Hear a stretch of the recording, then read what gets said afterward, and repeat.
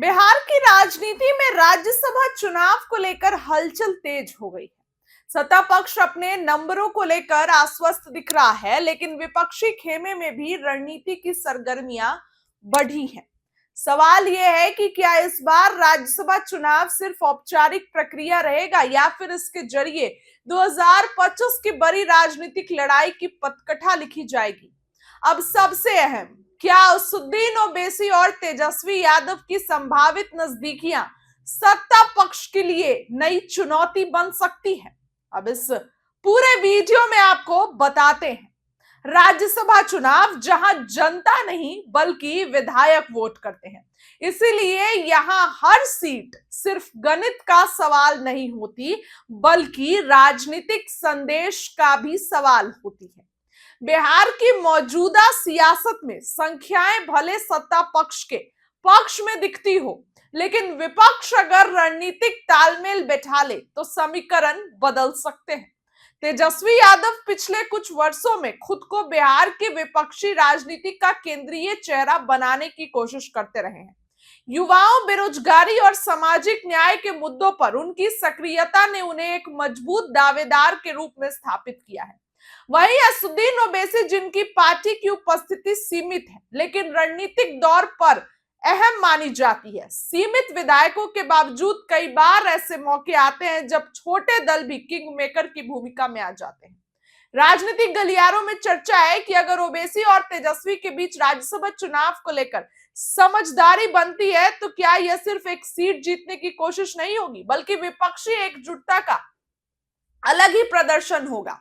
यह संदेश जाएगा कि भाजपा और मुख्यमंत्री नीतीश कुमार के नेतृत्व वाले खेमे के खिलाफ विपक्ष बिखरा नहीं है।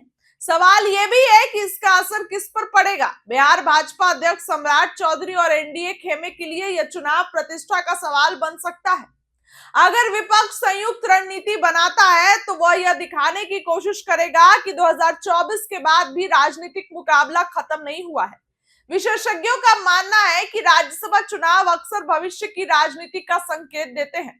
अगर ओवैसी और तेजस्वी साथ आते हैं तो यह सामाजिक समीकरणों का भी नया संकेत हो सकता है।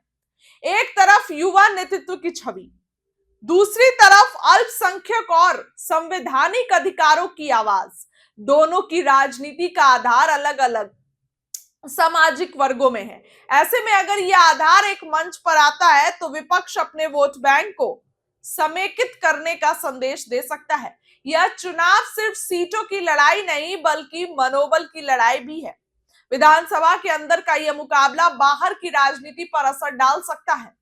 अगर विपक्ष तालमेल बैठाने में सफल होता है तो 2025 के विधानसभा चुनाव की रणनीति का ट्रेलर अभी से दिख सकता है। हालांकि अभी तक किसी औपचारिक गठबंधन की घोषणा नहीं हुई, ना ही दोनों नेताओं की तरफ से सार्वजनिक तौर पर कोई संयुक्त बयान आया, लेकिन राजनीतिक संकेत, मुलाकातों की अटकलें और बैक चैनल बातचीत की चर्चाएं इन संभावनाओं को जिंदा रखे हुए हैं। बिहार की राजनीति में समीकरण पल भर में बदलते हैं। नीतीश कुमार खुद कई बार गठबंधन बदलकर सियासी चौंकाने वाले फैसले ले चुके हैं। अगर ऐसे में विपक्ष भी रणनीतिक लचीलापन दिखाता है तो राज्यसभा चुनाव एक साधारण प्रक्रिया से ज्यादा बन सकता है। यह बन सकता है आने वाले राजनीतिक संघर्ष का संकेत। तो क्या ओवैसी और तेजस्वी की संभावित नजदीकियां बिहार में नई विपक्षी धुरी बनाएगी? क्या यह रणनीति नीतीश सम्राट खेमे के लिए चुनौती साबित होगी?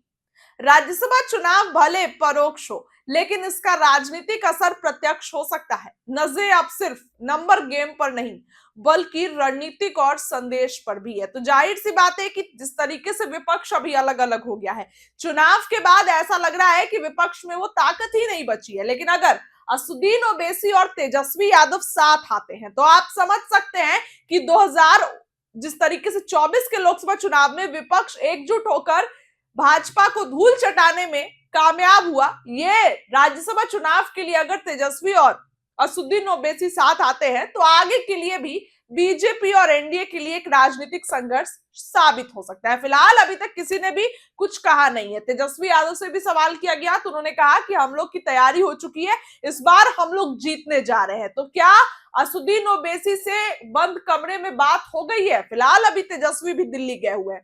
देखने वाली बात होगी कि क्या ये राज्यसभा सिर्फ एक चुनाव ही रहता है या बीजेपी और एनडीए के लिए आगे का संघर्ष बन जाता है। इस खबर के लिए इतना ही। बहुत बहुत